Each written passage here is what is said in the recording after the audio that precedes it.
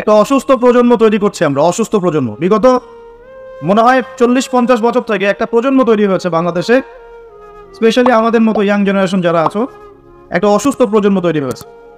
বাবাকে সালাম দিতে এদের লজ্জাবোধ হয়, ঘরে ঢুকে মাকে সালাম দিবে লজ্জা পায়, বাসার থেকে বের হওয়ার সময় দোয়া করে বের হবে মনে থাকেন, চুলটা কাটবে রাসূল সাল্লাল্লাহু আলাইহি ওয়াসাল্লাম মতো না, ওদের আদর্শ নেই। ড্রেস আপ, গেট আপ, পোশাক আশাক হবে ইসলামিক লেবাস, ওদের লজ্জা লাগে, মনে হয় যেগুলো এই যুগে মনে হয় চলেন, যদি ঢিলা ঢালা পোশাক পরি তাহলে আমি পিছিয়ে পড়ব, এটা মনে হয়। তারপরে দেখা যায় পাপকে তারা খুব একটা পাপ মনে করে না, জেনা ওদের কাছে পাপ নয়, প্রিমিক্সিং ওদের কাছে কোনো পাপ নয়, ছেলে মেয়ের অবাধ মেলামেশা ওদের কাছে কোনো পাপ মনে হয় না, এটা স্বাভাবিক মনে হয়। গার্লফ্রেন্ড বয়ফ্রেন্ড কালচার ওদের কাছে স্বাভাবিক মনে হয়। মাদকদ্রব্য অলমোস্ট এভরিবডি ওই প্রজন্মের মাদক, সিগারেট, গাঁজা, ইয়াবা, ফেন্সিডিল এগুলোর সাথে সম্পৃক্ত, ম্যাক্সিমামই পর্নোগ্রাফির সাথে সম্পৃক্ত। প্রকাশ্য গোপনে মোবাইলে, ইন্টারনেটে, বাসায়, ল্যাপটপে সবাই পর্ন দেখছে বসে বসে। হ্যাঁ, রাত্রে পর্ন দেখে সকালে নামাজ পড়তে আসে। তারপরে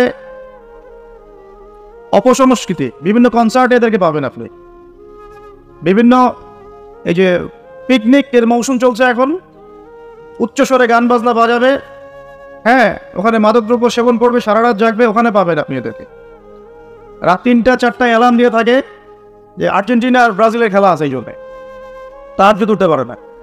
কোনো মুসলিম যুবক কি ফজরের আজান শুনে নামাজ না পড়ে ঘুমাতে পারে? আবার দুপুর 12টায় ঘুম থেকে উঠতে পারে? দুপুর 2টায় নাস্তা করতে পারে? বিকেল সময়টা গার্লফ্রেন্ডের সাথে ঘুরতে পারে? আর সন্ধ্যাবেলায় বন্ধুদের সাথে আড্ডাবাজি করে, জুয়া খেলে, বারের সময় কাটিয়ে রাত্রে আবার এসে ইন্টারনেট চালাতে চালাতে 3টা-4টা-5টা বাজে, তখন ঘুমিয়ে যায়। এই হচ্ছে এখনকার যুব সমাজের আদর্শ। পড়াশোনা করছে, কি পড়াশোনা করছে আল্লাহ ভালো জানেন, এবং এই পড়াশোনাগুলো দিয়ে দেশেরই বা কি উপকার হচ্ছে আমি সেটাতেও প্রশ্ন তুলতে পারি। কতজন বিজ্ঞানী তৈরি করেছে, কতজন আইনস্টাইন তৈরি হয়েছে। উচ্চশিক্ষার জন্য বাইরে যাচ্ছি, ডিগ্রিগুলো অর্জন করে দেশে আসছি, এসে বলছি আল্লাহ বলতে কেউ নেই। একটা অসুস্থ প্রজন্ম তৈরি করছি আমরা। মোবাইল এডিকশন, স্ক্রিন এডিক্টেড, সারাদিন ফোন নিয়ে দেখবেন ব্যস্ত, এবং ফোনে কিন্তু ভালো কিছু করছে না, খারাপ কিছুই করছে। ফ্রি ফায়ার খেলছে, পাবজি খেলছে, ফোনে ফোনে জুয়াও খেলা হয়। ফোনে এখন জুয়াও খেলা হয়। এক জায়গায় গোল হয়ে বসে আছে, জিজ্ঞাসা করবেন কেন, ইনভেস্টিগেট করে দেখবেন লুডো খেলছে। লুডো, এই লুডো নামে যে একটা গেম আছে আমরা জানতামই না, ভাবতাম যে একসাথে গোল হয়ে বসে কি করে এরা। একদিন এক যুবক বললো যে লুডো খেলে।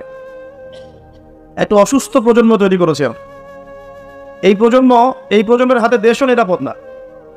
এই প্রজন্মের হাতে উম্মার কথা অনেক দূরের কথা, মুসলিম উম্মা অনেক দূরের কথা, দেশও নিরাপদ নয়। যারা এদেশকে গড়ে দিয়েছে তারা আমাদের মতো ছিল না, তাদের শৌর্য বীর্য ছিল, গায়রত ছিল, ব্যক্তিত্ব ছিল। আমাদের দাদা পরদাদা, তাদের ব্যক্তিত্ব ছিল, গায়রত ছিল, শারীরিক শক্তি ছিল, মানসিক শক্তি ছিল। আমাদের প্রজন্ম দেখছেন অঙ্কে 80 নাম্বার না পেলে, একটা A+ না পেলে আত্মহত্যা করে ফেলছে। ভাবখানা এমন জীবনটাই নষ্ট হয়ে গেল। একটা A+ পায় নাই, আত্মহত্যা করে ফেলছে। ওর দ্বারা আপনি উম্মার বিজয় কামনা করছেন। একটা অসুস্থ প্রজন্ম তৈরি করছে। খুব গড় করে খেয়াল করে দেখেন আপনার আমার সন্তানদের জন্য কোন পরিবেশ রেখে যাচ্ছে। সবখানে পর্নোগ্রাফি। আমাদের সবার ফোনগুলোকে যদি এখন সার্চ করা হয়, দেখা যাবে অলমোস্ট এভরিবডি এটার সাথে সম্পৃক্ত আছে, ইচ্ছায় হোক অনিচ্ছায় হোক। মাদক দ্রব্যের সাথে অনেকেই সংশ্লিষ্ট, এবং স্মোকিংটাকে ফ্যাশন মনে করে স্মোকটা যে মাদক এটা বিশ্বাস করতে চাই না। খুব কম ইয়াং জেনারেশন পাওয়া যাবে যাদের অ্যাফেয়ার নাই, হারাম অ্যাফেয়ার, বয়ফ্রেন্ড গার্লফ্রেন্ড কালচার নাই, খুব কম পাওয়া যাবে। খুব কম ছেলে পেলে পাবেন আপনি যারা হারাম মিউজিক শোনে না। খুব কম ছেলে পেলে পাবেন যারা আপনাকে 10টা সূরা মুখস্থ বলতে পারবে। 10টা সূরা মাত্র, 10টা, চ্যালেঞ্জ করলাম, 10টা সূরা মুখস্থ বলতে পারবে না। খুব কম। আপনি খুব কম ইয়াং জেনারেশন পাবেন যারা 5 ওয়াক্ত নামাজ পড়ে মসজিদে এসে। ইয়াং জেনারেশনে খুব কম ছেলে পেলে পাবেন যারা বিশুদ্ধ করে কোরআন তেলাওয়াত করতে পারে। অনেক সময় দেখা যায় আফসোস, অনেকে শায়েখ টাইটেল দিয়ে বসে থাকে, কোরআন তেলাওয়াত করতে জানে না। বিশ্বাস করছেন না? আমার সামনে বসায়, ওলামায়ে কেরামদের সামনে বসায় দিয়ে বিশুদ্ধ করে কোরআন তেলাওয়াত করা শিখতে হবে তাকে আরো 1 বছর বক্তব্যে গিয়ে। তারপরে পড়তে হবে আরবি ব্যাকরণ, তারপর আরবি বালাগাত, উসুল, তারপর আকীদা, হাদিস, ইবাদত, ফিকহ, উসুল হাদিস, এই সাবজেক্টগুলো কভার করার পরে ইফতার দিতে হবে, ইফতার, তারপর হবে মুফতি। এত পড়াশোনার এখন প্রয়োজন হয় না, সবাই ইন্টারনেট সাইট। এখন বিশুদ্ধ করে কোরআন তেলাওয়াত করতে পারছে না, স্টেজে উঠে বলছে অমুক মুফতিকে ডাকো, তমুক মুফতিকে ডাকো, বাসে বসবো। এই ফিতনাগুলো বন্ধ করতে হবে। কনস্ট্রাকটিভ পড়াশোনা দরকার। আমাদের যুব সমাজের কতজন ছেলে পেলে বিশুদ্ধ করে কোরআন তেলাওয়াত করতে পারে তা জরিপ করে দেয়। যারা পারে তাদের পড়াগুলোকে ওস্তাদদের সামনে শোনান, দেখবেন কতগুলো ভুল বের করা যায়। শুধু কোরআন তেলাওয়াতের কথাই বললাম, আর সিলেবাস তো অনেক গভীর। আজকে থেকে 10 বছর আগে মনে করতাম অনেক জানি, এই 10 বছর পরে এসে দেখছি যে আসলে এমন এক সাগরে ডুব দিয়েছে আমি কিছুই জানি না। এখন ইসলাম এত গভীর একটা সমুদ্র, ইসলামের জ্ঞান, মনে হচ্ছে আমি 2% জ্ঞান অর্জন করতে পারিনি আজ পর্যন্ত। বিশ্বাস করেন, মন থেকে কথাটা বললাম। যত গভীরে যাবেন আপনি মনে হবে আপনি জাহেল। কি বলবো আপনাদেরকে, আমার তো বলার যোগ্যতাই নাই। আর এমনও ব্যক্তি দেখছি ওয়াজ মাহফিলের মঞ্চগুলোতে এসে কসম আল্লাহ বিশুদ্ধ করে কোরআনের একটা আয়াত তেলাওয়াত করতে পারে না, শায়েক লকেট দিয়ে বসে আছে, বাহাসের জন্য মানুষকে ডাকছে। কোথায় ধর্ম চলে গেছে বাংলাদেশে! আর সাধারণ মানুষ তো সব বোঝে না। ওলামায়ে কেরাম যারা আছেন তাদের কথা সবার কাছে পৌঁছাচ্ছে না। তো এই ইন্টারনেটটা সবসময় উপকার করে নাই, অনেক সময় অনেক ক্ষতিও করেছে। কিছু কিছু ভালো জিনিস পাচ্ছেন ইউটিউবে, ফেসবুকে, হয়তো এগুলো যথেষ্ট না, কিন্তু এর মধ্য দিয়ে আপনি অনেক খারাপ জিনিসও পেয়েছেন। এমন অনেক ফিতনা ছড়িয়ে গেছে যেগুলো আসলে শক্তভাবে প্রতিহত করা দরকার ছিল। কে করবে প্রতিহত? যাদের কাছে ক্ষমতা আছে তাদের উচিত এগুলো প্রতিহত করা। আল্লাহ তৌফিক দান করুন। দ্বীন ইসলাম হুমকির মুখে পড়ছে। একটা অসুস্থ প্রজন্ম তৈরি করে যাচ্ছি আমরা। আমাদের বাচ্চারা, এই যে মেয়ে বাচ্চাগুলো, সুবহানাল্লাহ, আমরা তো ঢাকার মানুষ, এখন পোশাক বলতে আর কোনো পোশাক নাই। মানে পোশাক মানে ছেলে যা পরে মেয়েও তাই পড়ছে। যে কাপড়গুলো বাসায় পরে থাকে ছেলেরা, ছেলে মানুষরা যেই কাপড়গুলো বাসায় পরে থাকে সেই কাপড় পরে মেয়েরা বাইরে গিয়ে শপিং করছে। বাইরে গিয়ে বিশ্বাস করছেন না কথা, যে কাপড়গুলো আমরা বাসায় পরি, জিন্স, এই যে ভিতরের স্যান্ডো গেঞ্জি বলি না, যে গেঞ্জিটা আমাদের গায়ের সাথে লেগে থাকে, কি বলেন, স্যান্ডো গেঞ্জি বলেন না? হ্যাঁ, এই টাইপের। আর এই শীতকালে আমরা যে একটা ইনার পরি নিচে, যেটা আমরা অনেক সময় খেলাধুলার ক্ষেত্রে ইউজ করে, ভিতরে পরে একটা ইনার বলে। তো এগুলো পরে বাইরে মেয়েরা চলছে। একটা ছেলে মানুষের তো লজ্জা লাগে এগুলো পরে করতে। আপনি কি আপনার খালি গা হয়ে বা স্যান্ডো গেঞ্জি পরে বাইরে পাবলিকলি আসতে লজ্জাবোধ করেন না একটু? আপনি অবশ্যই উপরে একটা শার্ট পরেন, অথবা একটা জ্যাকেট পরেন, বা একটা চাদর পরেন, বা একটা পাঞ্জাবি বা জুব্বা পরে আসেন, তাই না? ভিতরের কাপড় পরে মেয়েরা বাইরে ঘুরছে এখন। এই পরিবেশে আপনার মেয়ে যখন যাবে, 5 বছর 10 বছর মনে করেন বাসায় ছিল, ভালো তরবিয়ত দিয়েছেন, এখন বাইরে তো যেতে হবে, স্কুলে যাবে বা মাদ্রাসায় যাবে। ও যখন এই পরিবেশটা দেখবে, ওর কাছে মনে হবে আমি দুঃস্বপ্ন দেখছি। এমনও পোশাক আছে যে পোশাকগুলো পরে ঘুরে বেড়ায় আমাদের বড় বড় শহরের মেয়েরাই, যে পোশাকগুলো পরার পরেও তাদের গায়ের ভিতরের কাঠামো দেখা যায়। এখন এই প্রশ্ন করার, এই অহেতুক প্রশ্ন করার দরকার নাই যে আপনারাও কি তাহলে দেখেন না, এই প্রশ্ন করার দরকার নাই, এটা বেয়াদবি প্রশ্ন। মূল কথা হচ্ছে ঘটনা সত্য কিনা, এটা হচ্ছে কথা। কারণ সবাই চোখ নিয়ে চলাফেরা করে, আর চোখ তো আর আকাশের দিকে উঠায় আপনি হাঁটতে পারবেন না, পারবেন? আর জমিনের দিকে তাকায় তো আপনি হাঁটতে পারবেন না, আপনাকে এদিকে তাকাইতেই হবে, ডানে বামে, যেদিকে তাকাবেন সেদিকে এগুলো দেখতে পারবেন। এরকম পরিবেশে আমাদের মেয়েরা বড় হচ্ছে। বিশ্বাস করেন, ম্যাক্সিমাম মেয়ে কোরআন বিশুদ্ধ করে তেলাওয়াত করতে পারে না, 5 ওয়াক্ত নামাজ পড়তে জানে না, ওযুর ফরজ কি জানে না। এমনকি এমন কিছু প্রশ্ন আসে আমাদের কাছে অনলাইনে যে ভাবি যে এত বেসিক প্রশ্ন মানুষ জানে না। এত বেসিক প্রশ্ন। মনে করেন প্রশ্ন করছে যে নামাজে সুবহান রাব্বিয়াল আ'লা এটা বাদ দিয়ে অন্য কোনো তাসবিহ পড়লে হবে কিনা। এটা খুব কমন একটা বেসিক প্রশ্ন না? এর উত্তর কে না জানে? তো কোন জায়গায় আছি দেখেন। একটা সময় ছিল, আমি হিস্ট্রির অনেক গভীর ছাত্র, আন্দালুসি একটা সময় ছিল, ওই সময় প্রত্যেক ঘরে ঘরে একজন করে হাফেজা মেয়ে পাওয়া যেত।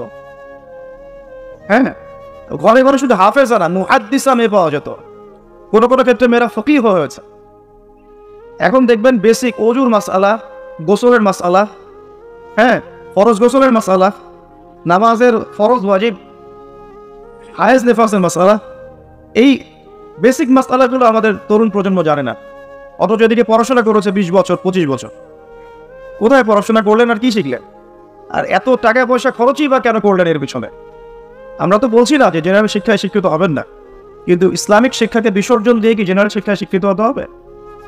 ইসলামিক শিক্ষা পড়া দরকার নাই, দুনিয়ায় সব কিছু।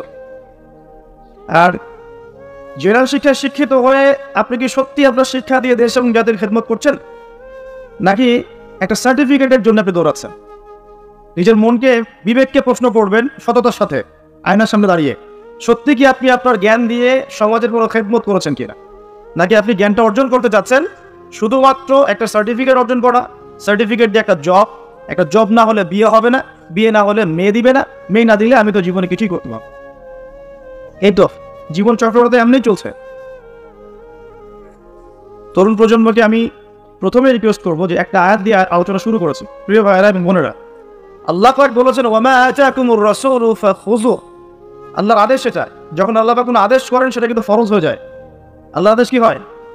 আল্লাহ যখন কোনো আদেশ করেন সেটা কি হয়? ফরজ। আল্লাহ পাক বলেছেন ওয়ামা আতাকুমুর রাসূল ফাখুযু। রাসূলুল্লাহ সাল্লাল্লাহু আলাইহি ওয়াসাল্লাম যা তোমাদেরকে দিয়েছেন, যে সুন্নাহগুলো দিয়েছেন সেগুলো গ্রহণ করো। ওয়ামা নাহাকুম আনহু ফান্তাহু। রাসূল যা থেকে নিষেধ করেছেন দূরে থাকো। দুটো জিনিস পাচ্ছেন, যা দিয়েছেন নিতে হবে, যা নিষেধ করেছেন ছাড়তে হবে। শুধু যা দিয়েছেন নিব, যা নিষেধ করেছেন ছাড়বো না, এটাও কিন্তু হলো না। যা দিয়েছেন নিতে হবে, যা ছাড়তে বলেছেন কি করতে হবে? ছাড়তে হবে। আপনাকে দাড়ি ছাড়তে বলেছেন, ছেড়ে দেন। গোফ কেটে ফেলতে বলেছেন, কেটে ফেলেন। দুটোর উপর আমল হয়ে গেল। ঘুমাচ্ছেন আপনি, কেন মিউজিক শুনতে শুনতে আপনি কানের মধ্যে হেডফোন দিয়ে ঘুমিয়ে যাবেন? এটা কি রাসূলের সুন্নাত হলো না? সুন্দর করে ওযু করবেন। এই রাত্রে থেকে আমল শুরু করেন ইনশাআল্লাহ, আজকে থেকে সুন্দর করে ওযু করবেন।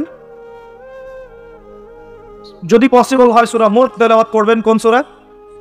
তাবারাকাল্লাযী বিয়াদিহিল মুলক ওয়া হুয়া আলা কুল্লি শাইইন কাদির। এই সূরাটা রাতে তেলাওয়াত করতে বলেছেন আল্লাহ পাক, খেয়াল করে দেখেন। এবং ফজিলত বলা হয়েছে এই সূরার তেলাওয়াত ইনশাআল্লাহ আপনাকে কবর আযাব থেকে বাঁচাবে। এটা হাদিস আছে কিন্তু। আর একটা লিঙ্ক আপনাকে দেই, একটু মনোযোগ দেবেন।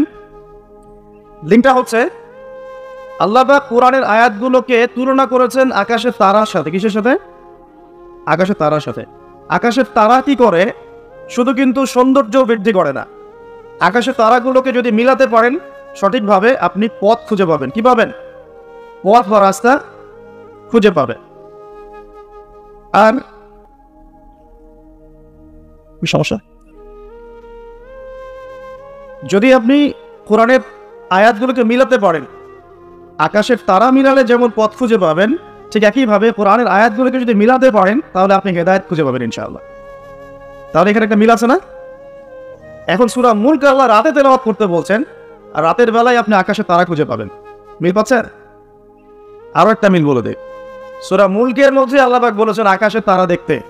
কি বলেছেন? আকাশের তারা তাকাতে বলেছেন। আকাশের দিকে তাকাও, আল্লাহর নিদর্শনগুলোর দিকে তাকাও, আসমানের তারাগুলোর দিকে তাকাও। দেখো এই সৃষ্টির মধ্যে তুমি কোন রকম খুঁত খুঁজে পাও কিনা, কোনো ত্রুটি খুঁজে পাও কিনা। পাওয়া যাবে? তোমার দৃষ্টি বারবার ব্যর্থ হয়ে ফিরে আসবে, কিন্তু কোনো ত্রুটি তুমি খুঁজে পাবে না। দেখেন আল্লাহ পাক বলছেন কোরআনের আয়াতগুলো পথ দেখাবে, ঠিক যেমন আসমানের তারাগুলো পথ দেখায়। আবার আল্লাহ পাক রাতের বেলায় সূরা মুলক তেলাওয়াত করতে বলছেন, যেই সূরার মধ্যে তারা দেখার কথা আছে। মিল পাচ্ছেন?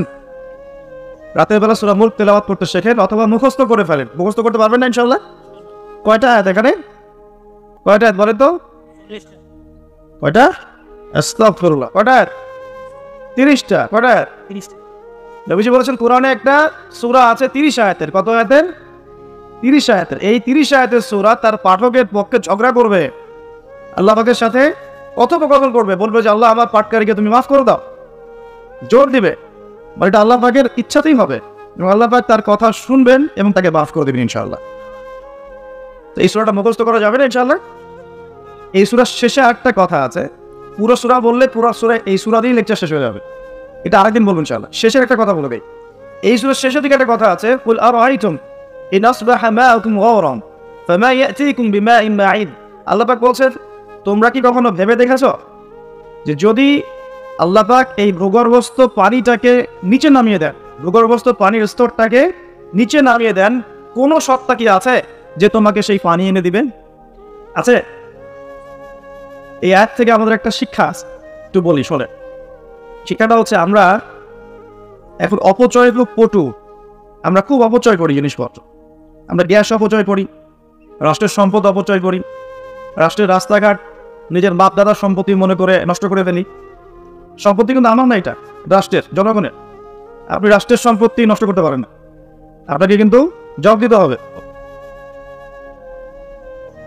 এই যে রাস্তায় যাচ্ছেন, মনে করেন টোল দিতে হবে, বাইকটা টান দিয়ে টোল না দিয়ে চলে গেলেন, এই যে একটা চুরির অপরাধ হলো, প্রতারণা হলো আপনার, এটা হক ছিল রাষ্ট্রের, নষ্ট হয়ে গেল। এভাবেই রাষ্ট্রের সম্পদগুলো নষ্ট হচ্ছে, অনেকেই করছে, এটা করা যাবে না। এই যে পানি অপচয় করছি আমরা, গ্যাস অপচয় করছি, কোনো কোনো ক্ষেত্রে আমরা আমাদের হায়াতও অপচয় করছি না? হায়াত অপচয় করছি না, সময় হায়াতও অপচয় করছি, আমাদের যৌবন অপচয় করছি। অপচয়ে পটু একটা জাতিতে পরিণত হয়েছি আমরা। আল্লাহ মাফ করবো আমাদের। আল্লাহ পাক দেখেন, আল্লাহ পাক বলছেন পানির স্তর কিন্তু নিচে নেমে যেতে পারে। যদি নিচে নেমে যায়, আল্লাহ ছাড়া কে আছে পানি নিয়ে আসবে তোমাদের জন্য? এই পানি অপচয় করতে করতে করতে করতে এখন পানির স্তর নিচে নেমে গেছে অলরেডি। ঢাকা সহ বাংলাদেশের, ঢাকা স্পেশালি, এর পানির যে লেয়ার একটা নিচে নেমে যাচ্ছে দিন দিন। খবর আছে আপনার?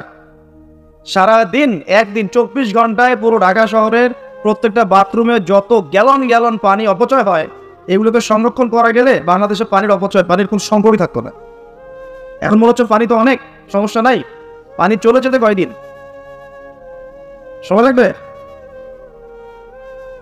নদীগুলো শুকিয়ে যাচ্ছে না? আগের মতো পানি আছে নদীতে? নদীগুলো শুকাচ্ছে না? অপচয় এমন একটা কাজ, যখন একটা জাতি অপচয় করে তখন তাদের উপর থেকে বরকতটা উঠে যায়। কি উঠে যায়? বরকত। আমরা অপচয়টা বন্ধ করে দিই, আল্লাহ তৌফিক দান করুন। আমাদের অপচয়টা দেখাচ্ছে, একটু দেখেন। আমরা মাশাআল্লাহ মসজিদে যাই, গিয়ে মাশাআল্লাহ আমরা ট্যাপটা ছাড়ি, আর যার ইমানের জোর যত বেশি তার ট্যাপের স্পিডও মাশাআল্লাহ তত বেশি। ঠিক আছে, পানি পড়তে থাকে দেদারসে, এক বালতি পানি দিয়ে আমরা ওযু করি, এক বালতি পানি দিয়ে আমরা একজন ওযু করি। খেয়াল করে দেখেন, এখন যদি মসজিদে নামাজ পড়তে আসে 500 জন মুসল্লি, 500 বালতি পানি খরচ করে ফেলেছে। ওমর রাদিয়াল্লাহু আনহুর যুগ হলে এই মুসল্লিরা মাইর খেত। ওমর রাদিয়াল্লাহু আনহুর যুগটা থাকলে এখন এই মুসল্লিদেরকে পিটানো হইতো, ওখানে প্রশাসন থাকতো কতটুকু পানি খরচ করতো দেখার জন্য। এটা কি অপচয় করা হচ্ছে না আপনার কাছে? এক বালতি পানি দিয়ে রাসূল সাল্লাল্লাহু আলাইহি ওয়াসাল্লাম এক বালতিরও কম পানিতে গোসল করতেন।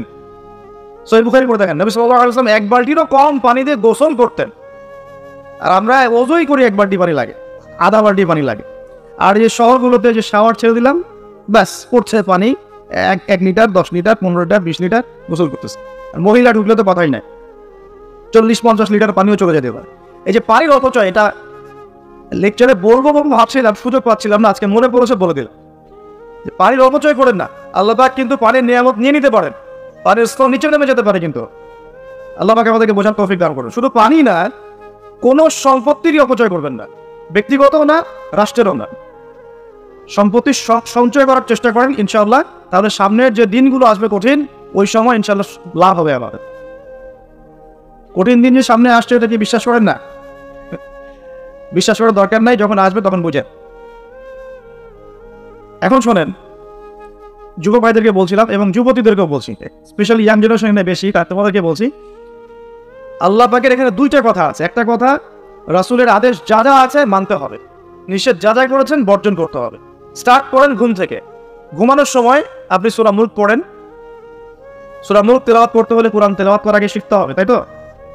সবাই জানি তো ইনশাআল্লাহ? কোরআন তেলাওয়াত করা জানি? কনফিডেন্স নাই?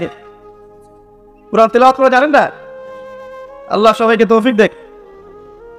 আজকের মাহফিল সার্থক হবে যদি একটা ওয়াদা করে বাসায় যান, এই ওয়াদাটা পূরণ করতে পারেন, আজকের এই মাহফিল সফল করবেন।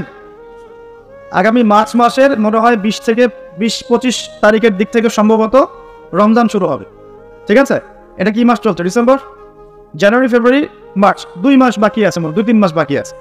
এই 3 মাস সময়ের মধ্যে এই মাহফিলে উপস্থিত প্রত্যেক যুবক যুবতী বিশুদ্ধ করে কোরআন তেলাওয়াত করা শিখবেন, ওয়াদা করেন, আল্লাহর কাছে ওয়াদা করেন, শিখবেন ইনশাআল্লাহ। ইনশাআল্লাহ। শয়তান 3টা ধোঁকা দিবে, কয়টা ধোঁকা? আদনাবান। শয়তান 3টা ধোঁকা দিবে, এটা সবাইকে দেয়, আপনাকেও দিবে। 1 নম্বর ধোঁকা, বৈজ্ঞানিক পদ্ধতি পড়েছি, হুজুরের কাছে পড়েছি, হ্যাঁ, তারাবির নামাজের আগে পরে পড়েছি, রমজানে পড়েছি, আমার জানার দরকার নেই, অনেক জানি। এটা শয়তানের একটা ধোঁকা। ভালো করে পড়াশোনা করলে বুঝবেন যে আপনি কিছুই জানেন না এখনো। দ্বিতীয় ধোঁকা হচ্ছে আপনাকে শয়তান ধোঁকা দিবে, আমার অনেক বয়স হয়ে গেছে, আমি আর পারবো না। এই ধোঁকা দেয় নাই ভাই? আমার অনেক বয়স হয়ে গেছে, আমি আর পারবো না, আমার জিহ্বায় আসে না। জিহ্বায় না আসলেও পড়তে হবে, তাহলে আপনি ডাবল নেকি পাবেন ইনশাআল্লাহ। জিহ্বায় না আসলেও যারা পড়ে হাদিসে আসছে, মানে আটকে যায়, তারপরেও ওয়াহু আলাইহি শাক্কুন, এটা তার উপর কঠিন হয়, তারপরেও সে চেষ্টা করে, ফালাহু আজরান, তার জন্য ডাবল পুরস্কার, ডাবল নেকি হবে ইনশাআল্লাহ। আরেকটা শয়তান ধোঁকা দিবে, এটা তোমাদেরকে দিবে, ইয়াংদেরকে, সেটা হলো অনেক সময় পড়ে আছে, এত তাড়াহুড়োর কিছু নাই, পরে শিখে নিব। এই ধোঁকা দেয় নাই? এই ধোঁকা দিয়ে দিই তো বয়স হয়ে গেল 25-30, এখনো 30টা কোরআনের আয়াত তুমি বলতে পারছো না। 30টা কোরআনের আয়াত তুমি জানো না, এটা তো ওই ধোঁকারই ফসল। তোমার আব্বা আম্মাকে আগে ধোঁকা দিয়েছে শয়তান, যে বাচ্চাটাকে আগে বড় করি, স্কুল কলেজ বিশ্ববিদ্যালয়টা শেষ হোক, তারপরে দেখা যাবে। ওই করতে করতে ছেলের বয়স হয়ে গেছে 25-30, এখনো ওযুর মাসআলা জানে না, নামাজের মাসআলাগুলো জানে না, ফরজ ওয়াজিব সুন্নত মুস্তাহাব বোঝে না, আর ইসলামের গভীর জ্ঞান তো অনেক দূরের কথা। কোরআন হাদিস আকীদা উসুল ফিকহ এগুলো তো অনেক পরের কথা। এখন সে দিন শেখার জন্য একটাই মাধ্যম সামনে পায়, ফেসবুক ইউটিউব, বাস দ্যাটস অল। আর ফেসবুক ইউটিউব মানে কি? ঢুকবে, দেখবে অমুক যা বললো তমুকের বিরুদ্ধে, আর তমুক যা বললো অমুকের বিরুদ্ধে, এইটাই দেখ। এখানে শেখার তো তেমন কিছু নাই, আপনি তো এখানে সমালোচনা শিখবেন খালি। এখানে শিখবেন কিভাবে ওয়াজ মাহফিলে উঠে কাউকে তুচ্ছ তাচ্ছিল্য করতে হয়। আপনি শিখছেন এখানে কিভাবে একজন একজনকে গালি দিচ্ছে, কিভাবে একদল আরেকদলকে গালি দিচ্ছে, কিভাবে এ তার বিরুদ্ধে বলছে, ও তার বিরুদ্ধে, এটা তো শিখছেন আপনি। তাহলে সঠিক শিক্ষা পাবেন কোথায়? এখানে ইমান রিচার্জ করবেন, সঠিক শিক্ষাটা পাবেন কোথায়? আপনাকে তো আলেম ওলামার কাছে সহবতে যেতে হবে তো, এবং সিলেবাস ভিত্তিক পড়াশোনা করতে হবে তো। নাহলে শুধু এই ইন্টারনেটে ঢুকলে আপনি বিভ্রান্ত হয়ে যাবেন। ইন্টারনেট একটা ফিতনার জায়গা এখন, এটাকে মাধ্যম বানাতে পারেন আপনি। আপনি সহযোগে মাধ্যম বানাতে পারেন, কিন্তু একমাত্র মাধ্যম বানালেই সমস্যা আছে, আপনি শেষ, তখন সমস্যা হয়ে যাবে আপনার। এই কথাগুলো আমাদের বাস্তব জীবনের উপলব্ধি থেকে বলছি, ইনশাআল্লাহ আপনার জীবনে ফায়দা দিবে ইনশাআল্লাহ। প্রিয় যুবক ভাইরা, এই 3টা ধোঁকা থেকে বেঁচে থাকবেন। রাত্রেবেলা কি তেলাওয়াত করবেন তাহলে? কোন সূরা? সূরা মুলক। আচ্ছা, ফজিলত কি কি ফজিলত? ইনশাআল্লাহ আপনাকে আল্লাহ রাব্বুল আলামিন এই সূরা তেলাওয়াতের বরকতে, এর ওসিলা ইনশাআল্লাহ কবরের আযাব থেকে বাঁচাবেন ইনশাআল্লাহ। কবরের আযাব সত্য না মিথ্যা? চোখে দেখা যায়? কোনো পরীক্ষাগারে প্রমাণ করা যায়? তাহলে পশ্চিমারা যে বলে যে পরীক্ষা নিরীক্ষা পর্যবেক্ষণ ছাড়া কোনো জ্ঞান নেওয়া যাবে না, তাহলে কি হবে? এই যে শিক্ষা ব্যবস্থা দাঁড়িয়ে আছে এখনকার এই দর্শনের উপরে, পরীক্ষা নিরীক্ষা পর্যবেক্ষণ, চাক্ষুষ না দেখা পর্যন্ত কিছু বিশ্বাস করি না। যদি বিশ্বাস করেন তাহলে আপনাকে বলবে ধর্মান্ধ হয়ে ব্যক্তি। কি বলবে? কথা বুঝেন না আপনার? হ্যাঁ, ওদের ফিলোসফি অফ এডুকেশন, মানে আমরা বলি এটাকে এপিস্টিমোলজি, আমাদের ফিলোসফিতে বলতো এপিস্টিমোলজি, মানে জ্ঞান তত্ত্ব। এই শব্দ অর্থ হচ্ছে কি? জ্ঞান তত্ত্ব। ওদের জ্ঞান তত্ত্ব হচ্ছে যে যেটা ভিজুয়াল না, আমরা যা দেখি না, এবং যেটা স্পর্শ করা যায় না, ইন্দ্রিয় দিয়ে উপলব্ধি করা যায় না, মানে স্পর্শ করে বোঝা যায় না, গন্ধ নিয়ে বোঝা যায় না, তারপরে কঠিন তরল না বায়বীয় পরীক্ষা করা যায় না, পরীক্ষা নিরীক্ষা পর্যবেক্ষণের মাধ্যমে সিদ্ধান্তে আসা যায় না, এটাকে জ্ঞান বলে না ওদের মতো। যদি এটাকে এই সিঁড়িগুলো উত্তরানো যায় তখন সেটা জ্ঞান, ওদের দর্শনের। তাহলে এখন কবর আযাবটাকে আপনি কি করবেন? এখন কবর আযাব নাই, তাহলে এখন তো আপনাকে আল্লাহ পাকের কথায় বিশ্বাস করতে হচ্ছে না, গায়েবে বিশ্বাস করতে হচ্ছে। তাহলে এখন আপনি যখন গায়েবে বিশ্বাস করতে যাবেন, ওরাই আপনাকে তোকমা দিয়ে দিবে তো ধর্মান্ধ, এবং ওয়ার্ল্ড আপনাকে আক্রমণ করবে তখন। যেমন মুসলিমদেরকে এখন আক্রমণ করছে না এগুলো দিয়ে, এগুলো এমনি এমনি আসে না, এটা পরিকল্পিত, আপনার ভিত্তিটাকে নড়িয়ে দিবে। তাই তো আসলেই তো আল্লাহকে তো দেখি না, ফেরেশতা তো দেখি না, জিন জাতিকে তো দেখি নাই, আত্মা তো দেখি না, কবর আযাব তো দেখি না, কেন বিশ্বাস করবো তাহলে? এই জন্য দেখবেন একটা প্রজন্ম তৈরি হচ্ছে এখন, ওরা বলে যে আমি তো আল্লাহ কোরআন এগুলো তো খুব একটা বিশ্বাস করি না, আমি তো দেখি না। নাউযুবিল্লাহ। আচ্ছা, না আমার লোকজন আশপাশে আপনার এদের সংখ্যা বাড়ছে না কমছে? দিন দিন বাড়ছে। হয়তো আপনার কাছে মনে হচ্ছে যে এদের সংখ্যা হয়তো বেশি না, কিন্তু দিন দিন বাড়ছে। একটা তথ্য দিয়ে যে আপনাদেরকে এখানে শোনেন, বিগত 100 বছরে, কত বছরে? বিগত 100 বছরে বিশ্বের 3টা দর্শন খুব চলেছে। কয়টা দর্শন? 3টা। একটা হচ্ছে এলিমিনেশন, ওরা বলে কি? এলিমিনেশন মানে কনসেপ্ট অফ গড, মানে আল্লাহর বিশ্বাসটাকে সরিয়ে দেয়া, এটাকে এলিমিনেট করা। দেখবেন পশ্চিমারা সহ এই উন্নত সভ্যতা, সোকল্ড উন্নত সভ্যতাটা কিন্তু আল্লাহ বিশ্বাস করে না, তারা নাস্তিকতার আদর্শ ছড়িয়ে দিচ্ছে, কিন্তু তারা বিজ্ঞানে বিশ্বাস করে, আল্লাহ বিশ্বাস করে না। কিন্তু হ্যাঁ, বিজ্ঞান যদি বলে কবরের আযাব বলে কিছু আছে, ওরা বিশ্বাস করবে। অবশ্যই বিশ্বাস করবে। কিন্তু আল্লাহ যদি বলেন কবরের শাস্তি আছে, তারা বিশ্বাস করবে না। আমার কথা বলে পারছি? আচ্ছা, এটা একটা। 2 নম্বর হচ্ছে মেটেরিয়ালিজম, মানে বস্তুবাদিতা। মানে মানুষকে দুনিয়া, খাও দাও ফুর্তি করো, ব্যাংক ব্যালেন্স, টাকা পয়সা, জমি জমা, স্ট্যাটাস, এইটুকুর মধ্যে সীমাবদ্ধ করেছে। চিন্তাগুলোকে এর মধ্যে সীমাবদ্ধ করেছে। পরকালের জীবন, ওইখানে জবাবদিহিতা, আল্লাহর সামনে দাঁড়ানো, এগুলো বাতিল, এগুলো পড়ে। মানুষকে দুনিয়ার দিকে ফোকাস করেছে। দেখেন না, এখন ফ্লাইওভারে দাঁড়াবেন, দেখবেন মানুষ ছুটছে, সারাদিন ছুটছে কিসের পিছনে? পরকাল, দুনিয়ার পিছনে। অল্প কিছু মানুষ আছে যারা একটু ধর্মান্ধ টাইপের নাকি, তারা ছোটে ধর্মের দিকে। আরেকটা আছে 3 নাম্বার, এটা হলো চ্যালেঞ্জ এগেইনস্ট রিলিজন, মানে ধর্মের বিরুদ্ধে চ্যালেঞ্জ উত্থাপন করা, যে ধর্মের এটা কেন, ধর্মের ওইটা কেন, হ্যাঁ মুসলিমদের মধ্যে পর্দা কেন, চুরি করলে চোরের হাত কেন কাটতে হবে, বর্বর একটা বিষয়। তারপরে ইসলামে বহু বিবাহ কেন, ঠিক আছে, তারপরে বিয়ের এক্স্যাক্ট কোনো বয়স নাই কেন, মানে এই যে কনসেপ্ট থ্রো করছে না, এগুলো চ্যালেঞ্জ, রিলিজিয়নকে চ্যালেঞ্জ করা, এই দর্শনটা ছড়িয়ে দেওয়া হয়েছে বিগত 100 বছরে। এই তথ্যটা আপনাকে জানিয়ে দিলাম, ইনশাল্লাহ আপনাদের স্টাডির ক্ষেত্রে কাজে দিবে। প্রিয় ভাইয়েরা, পরিবেশটা নষ্ট করবেন না, যাদের কোনো হাজত আছে পিছন দিক দিয়ে চলে যান। আজকে রাত্রে ঘুমানো থেকে শুরু করে দেন রাসূলুল্লাহ সাল্লাল্লাহু আলাইহি ওয়াসাল্লামের সুন্নাহর উপর আমল করা যাবে ইনশাআল্লাহ। প্রথমে সূরা মুলক, তারপরে আপনি পড়বেন সূরা ফালাক, নাস, ইখলাস, 3 বার, মোট 9 বার। এবং প্রত্যেক 3 বার শেষ হলে আপনি 2 হাতকে একত্রিত করে ফু দিয়ে নিজের মাথা থেকে নিয়ে যতদূর পর্যন্ত পারেন মাসাহ করবেন ইনশাআল্লাহ। রাত্রেবেলা আপনাকে কোনো অদৃশ্যের প্রতি স্পর্শ করবে না ইনশাআল্লাহ। ঘুমের মধ্যে অনেক সমস্যা হয় না অনেকের, ওই যে বলে বোবা ধরে, দুঃস্বপ্ন দেখেন, হ্যাঁ ভয় পান, আছে না এগুলো সমস্যা? এই সব সমস্যার সমাধান কি মেডিকেল সায়েন্স করতে পারে? যাবেন একটা অ্যান্টি ডিপ্রেশন ওষুধ দিয়ে দিবে, অথবা একটা ঘুমের ওষুধ দিয়ে দিবে, ঘুমান। কিন্তু সব সমস্যার সমাধান কে করতে পারে? আল্লাহ পাক করেন ইনশাআল্লাহ। এগুলো নিঃসন্দেহে কোনো না কোনো ভিত্তি এবং পিছনের একটা ব্যাখ্যা আছে, যেটা হয়তো আমাদের নাও জানা থাকতে পারে, হতে পারে না? সব জ্ঞান কি আমাদের আছে? সব জ্ঞান যে আমাদের নাই, একটা এক্সাম্পল দেয়, জাস্ট একটা এক্সাম্পল দেয়। আমাদের শরীরে কি আত্মা আছে? আছে না নাই? আত্মাকে কি কেউ দেখেছে কিনা? এটাকে কেউ টাচ করেছে কিনা? তা আত্মা কঠিন, তরল না বায়বীয় কোনো জ্ঞান কারো আছে কিনা? এখন একজন মানুষ মৃত, একজন মানুষ জীবিত, উভয়ের মাঝখানে পার্থক্যটাই তো হচ্ছে আত্মা। একজন মানুষ মৃত, তার মধ্যে আত্মাটা নাই, আর যে মানুষটা জীবিত তার মধ্যে কি আছে? রূহ বা আত্মা আছে। আল্লাহ পাক এই সম্পর্কে কি বলছেন? আল্লাহ বলছেন সূরা বনী ইসরাঈলে, ইয়াসআলুনাকা আনির রূহ, হে নবী তারা তোমাকে রূহ বা আত্মা সম্পর্কে জিজ্ঞেস করে। কুলির রূহু মিন আমরি রাব্বি, তুমি বলে দাও হে নবী, রূহ হচ্ছে তোমার রবের একটা আদেশ। কি একটা আদেশ? আদেশে এসেছে, আদেশে চলে যাবে, কোনো কারণ লাগে নাকি? আমরা কারণ ব্যাখ্যা করতে চাই, এটাকে বলে কার্যকারণ তত্ত্ব। প্রত্যেকটা কাজের পিছনে একটা কারণ ব্যাখ্যা করি, হ্যাঁ এটা কেন হলো এই কারণে, এটা কেন হলো এই কারণে, এটাকে বলে কার্যকারণ তত্ত্ব। আল্লাহ পাকের হুকুমে মানুষ যে মারা যাচ্ছে, এর পিছনে কোনো কারণ লাগে না। এই যে একটা মানুষ হাঁটছে ডেড, আর আমরা বলে দিলাম হৃদযন্ত্রের ক্রিয়া বন্ধ হয়ে মারা গেছে, এই তো এই কথা তো। ক্রিয়াটা বন্ধ হলো কিভাবে? ভালোই তো ছিল, হঠাৎ করে কি হলো? কার হুকুমে হলো? এটা কোনো হুকুমদাতা নাই, এই কনসেপ্টটাই তো বিশ্বাস করছে না। রূহ বলে কিছু একটা আছে না, এই রূহের কি ব্যাখ্যা আমি করতে পারবো? এই জ্ঞান কি আমার আছে? আল্লাহ বলছে ওয়ামা উতীতু মিনাল ইলমি ইল্লা কালিলা, এই বিষয়ে তোমাদেরকে খুবই কম জ্ঞান দেওয়া হয়েছে, জ্ঞানই দেওয়া হয়নি। জ্ঞান কে দেয়? নাকি সব জ্ঞান আমরা অ্যাচিভ করি?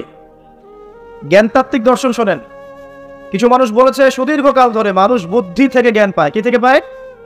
বুদ্ধি থেকে। আবার কিছু মানুষ বলেছে মানুষ অভিজ্ঞতা থেকে জ্ঞান পায়। কি থেকে? অভিজ্ঞতা হয়তো জ্ঞান পেয়েছে, আগে জানতেন না এখন জানছেন। এখানে বিষয়টা কি, এর চূড়ান্ত বক্তব্যটা কি? চূড়ান্ত বক্তব্য দিয়েছে ইসলাম। ইসলাম বলছে ওয়াকুলিল হাক্কু মির রাব্বিকুম, হক বা সত্য রবের পক্ষ থেকে আসে। সূরা বাকারায় আছে ওয়াআল্লামা আদামা আসমা কুল্লাহা, আল্লাহ পাক আদম আলাইহিস সালামকে সমস্ত নাম শিক্ষা দিয়েছেন। সূরা আলাতে আছে আল্লামাল ইনসান মা লাম ইয়ালাম, মানুষকে সেই জ্ঞান শিক্ষা দিয়েছেন যা মানুষ জানতো না। জ্ঞানকে শিক্ষা দিয়েছেন, জ্ঞানকে শিক্ষা দিয়েছেন। তাহলে জ্ঞান কার পক্ষ থেকে আসে? এখানে একটা কথা মনে রাখবেন, আপনার যদি অনেক বড় ডিগ্রি সার্টিফিকেট থাকে, যদি হৃদয়টা পরিচ্ছন্ন না হয়, হৃদয়ে নূর না থাকে, আল্লাহর মারিফত বসিরা না থাকে, তাহলে কিন্তু আল্লাহর পক্ষ থেকে জ্ঞান পাওয়া খুব ডিফিকাল্ট। আপনি কাগজের কিছু জ্ঞান পেতে পারেন, তথ্য পেতে পারেন, ইনফরমেশন পেতে পারেন, প্রকৃত জ্ঞান পাওয়া খুব টাফ আছে। আল্লাহ পাক বোঝার তৌফিক দান করুন। সূরা ফালাক নাসের ক্লাস পড়বেন, সূরা মুলক পড়বেন, ওযু করার কথা বলেছি। এর পাশাপাশি আপনি সূরা কাফিরুন পড়বেন। কোন সূরা? কাফিরুন। কোনটা বলেন তো? প্রথম লাইন কি? কুল ইয়া আইয়ুহাল কাফিরুন। মাশাআল্লাহ। আচ্ছা, এই সূরাটা ফজিলত আছে। যদি আপনি প্রত্যেক রাতে সূরা কাফিরুন পড়েন ঘুমানোর আগে, ইনশাআল্লাহ তাআলা আল্লাহ পাক আপনাকে আমাকে শিরকের পাপ থেকে বাঁচিয়ে রাখবেন ইনশাআল্লাহ। কিসের পাপ? শিরকের পাপ কি সবচেয়ে বড় পাপ না ছোট পাপ? একটা হাদিস বলে দেই, ইনশাআল্লাহ যথেষ্ট হবে। রাসূলুল্লাহ সাল্লাল্লাহু আলাইহি ওয়াসাল্লামকে আল্লাহ পাক একটা ওয়াদা করেছেন। কি ওয়াদা করেছেন? আল্লাহ পাক বলছেন মেরাজের রাতে, হে নবী মুহাম্মদ সাল্লাল্লাহু আলাইহি ওয়াসাল্লাম, তোমার উম্মতের মধ্যে কোনো ব্যক্তি যদি, তোমার উম্মতের মধ্যে যে কোনো ব্যক্তি যদি আসমান জমিন সমান পাপ নিয়ে আমার সামনে হাজির হয়, কিন্তু আমার সাথে কাউকে শরীক করেনি, শিরকের পাপ নাই, আমি আল্লাহ তার সামনে আসমান জমিন সমান গোনা, আসমান জমিন সমান ক্ষমা নিয়ে হাজির হব। কথা কি বুঝতে পারছেন? অনেক পাপ করেছেন আপনি, পাপের শেষ নাই, কিন্তু আপনি শিরকের পাপ করেন নাই। ইনশাআল্লাহ একদিন না একদিন আপনি জান্নাতে যাবেন ইনশাআল্লাহ। আল্লাহ পাক সমস্ত পাপ মাফ করতে পারেন, কোন পাপ ছাড়া? শিরক। তওবা করলে এখনই মাফ করতে পারেন ইনশাআল্লাহ। তো এই শিরকের পাপ থেকে আপনাকে বাঁচাবে কোন সূরা? সূরা কাফিরুন। তেলাওয়াত করেন, দেখবেন শিরক আপনি চিনে ফেলবেন ইনশাআল্লাহ, সেখান থেকে আপনি দূরে থাকতে পারবেন ইনশাআল্লাহ। আর শিরক থেকে বাঁচার জন্য একটা কিতাব আমি সাজেস্ট করেছি অনেকবার, কিতাবুত তাওহীদ। কোন কিতাব? কিতাবুত তাওহীদ। এর শারাহ বা ব্যাখ্যা আছে, অনেকগুলো প্রকাশনা থেকে বের হয়েছে, কিনতে পারে। বাংলায় অনুবাদ করা আছে, বইটা পড়তে পারে। তবে বইটা একটু কঠিন, অনেকে হয়তো বুঝতে পারবেন না সবকিছু। যেটাই বুঝবেন না, স্থানীয় বড় আলেম যিনি আছেন, হকপন্থী আলেম, তার কাছে গিয়ে জিজ্ঞাসা করবেন। একা একা পণ্ডিত হতে যাবেন, একা একা পণ্ডিত হয়ে গেলে সমস্যা। ওই যে এক শ্রেণী বের হয়ে গেছে যে কোরআন মানলেই হবে, হাদিস মানার কোনো দরকার নেই, আছে না? হ্যাঁ, এই যে বেশি পণ্ডিত এখানে কোরআনের দলিলকে অগ্রাহ্য করলো। আল্লাহ যে বলছেন রাসূল যা দিয়েছেন নাও, রাসূলের দেওয়াগুলো পাবো কোথায়? রাসূল যা দিয়েছেন সেগুলোকে কোরআনে আছে নাকি? রাসূল যেগুলো দিয়েছেন ওগুলো কোথায় আছে? হাদিস। রাসূল যেগুলো থেকে নিষেধ করেছেন ওগুলো কোরআনে আছে নাকি? রাসূল যেগুলো নিষেধ করেছে কোথায় আছে? তাহলে এই অংশটুকু বাদ দিয়ে কোরআন মানা যাবে নাকি? তার মানে হচ্ছে আমি কোরআনটাই তো মানলাম না, তাহলে আমি কোরআনটাই মানিনি আসলে। তো এই যে সমস্যা, নিজে বেশি পণ্ডিত হতে গেলে প্রবলেম আছে। ওলামায়ে কেরামের সাথে সম্পর্ক রাখতে হবে। আর কোন ওলামায়ে কেরামের সাথে সম্পর্ক রাখবে? যাদের সকালের ফতোয়া দুপুরের একটা পিটারিতে রাত্রে চেঞ্জ হয়ে যায়। সকালে একটা ফতোয়া দিয়েছে, ওই ফতোয়া দেওয়ার কারণে দুপুরে একটা মাইর খাইছে, রাত্রেবেলা সেই ফতোয়া চেঞ্জ, হকপন্থী হয়ে গেল।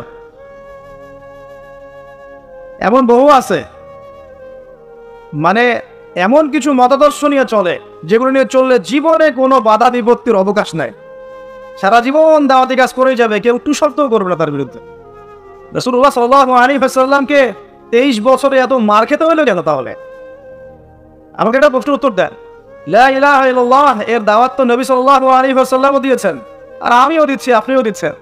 রাসূলুল্লাহ সাল্লাল্লাহু আলাইহি ওয়াসাল্লামের উপরে এত বাধা বিপত্তি, নির্যাতন, নিপীড়ন নেমে আসে, আর আপনার ঘরে এত এত এত অর্থ সম্পদ করিয়ে আসতেছে, ঘটনাটা কোথায়? তাহলে এই লা ইলাহা ইল্লাল্লাহ গুলোর মধ্যে নিশ্চয়ই পার্থক্য দেখা যাচ্ছে। কথা বলে বোঝেন না? যেই লা ইলাহা ইল্লাল্লাহ এর দাওয়াত দেওয়ার জন্য নবী সাল্লাল্লাহু আলাইহি ওয়াসাল্লামকে গালি খেতে হয়েছে 15টা। কয়টা বলেন? 15টা গালি খেতে হয়েছে। আর রাহিবুল মাকতুম বই পড়ে দেখেন, যেই লা ইলাহা ইল্লাল্লাহ এর দাওয়াত দেওয়ার কারণে রাসূলকে 16 বার হত্যা করার চেষ্টা করা হয়েছে। কতবার? পয়েন্ট সিরাতের বই পাবেন। মক্কা বিজয়ের সময় তাওয়াফ করার সময়ও তাকে হত্যার চেষ্টা করা হয়েছে। যেই লা ইলাহা ইল্লাল্লাহ দাওয়াত দেওয়ার জন্য নবী সাল্লাল্লাহু আলাইহি ওয়াসাল্লামের ঘাড়ে উটের নাড়ি ভুঁড়ি চাপিয়ে দেওয়া হয়েছে, দেশান্তরিত করা হয়েছে, তায়েফের মানুষ ইটপাটকেল নিক্ষেপ করেছে, রক্ত ঝরেছে। সেই একই লা ইলাহা ইল্লাল্লাহ এর দাওয়াত দেওয়ার পরে আমার ঘরে বিলিয়ন বিলিয়ন ডলার আসতেছে, সমস্যা কোথায়? তাহলে সমস্যা কোন জায়গায়? নিঃসন্দেহে উভয় লা ইলাহা ইল্লাল্লাহ এর মধ্যে পার্থক্য আছে। হ্যাঁ, আমি এমন লা ইলাহা ইল্লাল্লাহ দাওয়াত দিচ্ছি যে দাওয়াত দিলে কোনো সমস্যা নাই, আমি সব তরকারিতেই চলবো, পার পেয়ে যাবো ইনশাআল্লাহ। আর যদি হকপন্থী লা ইলাহা ইল্লাল্লাহ দাওয়াত দিতে যান তাহলে সমস্যা আছে। আল্লাহ রাব্বুল আলামিন আমাদেরকে সৎ কাজের আদেশের সাথে সাথে অসৎ কাজে নিষেধ করার তৌফিক দান করুন। বিশ্বাস করেন, নবী সাল্লাল্লাহু আলাইহি ওয়াসাল্লাম যদি সারা জীবন বলতেন সুবহানাল্লাহ পড়লে এত নেকি হয়, আলহামদুলিল্লাহ পড়লে এত নেকি হয়, আল্লাহু আকবার পড়লে এত নেকি হয়, কোনো সমস্যা হওয়ার কথা ছিল না। নবী সাল্লাল্লাহু আলাইহি ওয়াসাল্লামকে প্রস্তাব দেওয়া হচ্ছে তুমি যে আল্লাহর ইবাদত করো সেই আল্লাহর ইবাদত আমরা করব, পাশাপাশি আমরা আমাদের লাত ওজ্জা মানাতেরও ইবাদত করব। হবে কি? নবী সাল্লাল্লাহু আলাইহি ওয়াসাল্লাম বলছেন, জি না, হবে না। কুলু লা ইলাহা ইল্লাল্লাহ তুফলিহুন। লা ইলাহা ইল্লাল্লাহ বলে সমস্ত বাতিল ইলাহকে অ্যাভয়েড করতে হবে, এলিমিনেট করতে হবে, তারপর হবে মুসলিম। এখন আপনি 5 ওয়াক্ত নামাজও পড়বেন মাশাআল্লাহ, এদিকে সুদও খাবেন, আপনি রমজান মাসে সাওমও রাখবেন মাশাআল্লাহ, আপনি ঘুষও নেবেন, আপনি এদিকে দান সৎকার করবেন, আবার যাকাতও দিবেন না, এদিকে মাশাআল্লাহ আপনি তাহাজ্জুদ পড়বেন, পর্দা মানবেন না, হ্যাঁ, এদিকে আপনি তাসবিহ তাহলিল করছেন, অজমরা করছেন বছর বছর, এদিকে দুর্নীতিও করবেন, অন্যের সম্পদ আত্মসাৎও করবেন। এই লা ইলাহা ইল্লাল্লাহ তো আল্লাহর রাসূল শেখান না, শিখায় না। উদখুলু ফিস সিলমি কাফা মানে কি? তোমরা পরিপূর্ণরূপে ইসলামে কি করো? প্রবেশ করো। এখন ইসলামে পরিপূর্ণ প্রবেশ মানে কি? নামাজও করবেন, সুদও খাবেন, আর এদিকে রোজাও রাখবেন, ঘুষও খাবেন, এদিকে হজমরা করবেন, বোনের সম্পত্তি মেরে খাবেন। এগুলো কি লা ইলাহা ইল্লাল্লাহ শিক্ষা? মনে রাখবেন, লা ইলাহা ইল্লাল্লাহ এর হকপন্থী ওলামায়ে কেরাম যারা, সোহবতে গিয়ে পড়ে দিন শিখবেন ইনশাআল্লাহ। পারবেন না? এটা চেনার জন্য আপনাকে এত কষ্ট করতে হবে না, এত কষ্টের প্রয়োজন নাই। খালি দেখবেন যে কাদের দাওয়াতে বাধা বিপত্তি নেমে আসে আর কাদের আসে না, এতটুকু চোখ কান খোলা রাখলেই বুঝতে পারবেন ইনশাআল্লাহ আযজা ওয়া জাল। এই জন্য একজন মজলুম বলেছিলেন যে তাকে মৃত্যুর সময় বলা হচ্ছে কালিমা পড়েন। কি পড়েন? কালিমা পড়েন। সে বলছে যে আমাকে কোন কালিমা পড়তে বলছে? যে কালিমা তোমরা পড়ছো সেই কালিমা পড়ার পর তোমাদের রুটি রুজির ব্যবস্থা হচ্ছে, আর আমি যে কালিমাটা পড়েছি এই কালিমার জন্য তুমি এসেছো আমার গলায় আজকে ফাঁসির কাষ্ট চলা। এই হচ্ছে অবস্থা। প্রিয় ভাইরা, দুনিয়ার জীবনটা চূড়ান্ত নয়, এখানে সফল হতে হলে একটা আয়াতেই যথেষ্ট আপনার জন্য। আজকে রাসূল যা দিয়েছেন নিয়ে নেন, যা দেন নাই ছেড়ে দেন, যা নিষেধ করেছেন ছেড়ে দেন, ব্যাস, আর কিছু করতে হবে। ঘুমানো থেকে শুরু করেছি আপনার জন্য, আমি একটু গুছিয়ে দিব আপনাকে সারাদিন, তারপর শেষ করে দিব ইনশাআল্লাহ। এবার আপনি ডান পাশে কাত হচ্ছেন, হয়ে বলবেন আল্লাহুম্মা বিইসমিকা আমুতু ওয়া আহইয়া। তার আগে যদি সম্ভব হয় 33 বার সুবহানাল্লাহ, 33 বার আলহামদুলিল্লাহ, 34 বার আল্লাহু আকবার পড়ে আপনি ঘুমিয়ে যাবেন। এখন যদি আপনি 6 ঘন্টা বা 8 ঘন্টা ঘুমিয়ে থাকেন, প্রত্যেক সেকেন্ডে আপনি নেকি পাবেন ইনশাআল্লাহ। কেন নেকি পাবেন? কারণ আপনি আপনার আদর্শ মতো ঘুমান নাই, আপনি রাসূলুল্লাহ সাল্লাল্লাহু আলাইহি ওয়াসাল্লামের আদর্শ মতো ঘুমিয়েছেন, মুহাম্মদুর রাসূলুল্লাহর উপর আমল করেছেন। মুহাম্মদুর রাসূলুল্লাহ মানে কি? প্রতিটা কাজ করতে হবে কার তরিকায়? রাসূলুল্লাহ। এটা বোঝেন, লা ইলাহা ইল্লাল্লাহ মানে কি? মানে আল্লাহ ছাড়া আর কিছুই চলবে না, সোজা কথা। আল্লাহ ছাড়া আর কিছুই কি চলবে? কিছু চলবে না। মুহাম্মদুর রাসূলুল্লাহ মানে হচ্ছে প্রতিটা কাজ করতে হবে কার পদ্ধতিতে? মুহাম্মদ সাল্লাল্লাহু আলাইহি ওয়াসাল্লামের তরিকা। ব্যাস, এই এতটুকু যথেষ্ট। এই কালিমা নিয়ে মৃত্যুবরণ করলে পরে ইনশাআল্লাহ একদিন না একদিন আপনি জান্নাতে যাবেন ইনশাআল্লাহ। যদিও আপনি চুরি করেন, যদি আপনার জিনা করেন, যদি আপনি মদ খান, ইনশাআল্লাহ আল্লাহ চাইলে সেই গুনাহ মাফ করে দেবেন ইনশাআল্লাহ।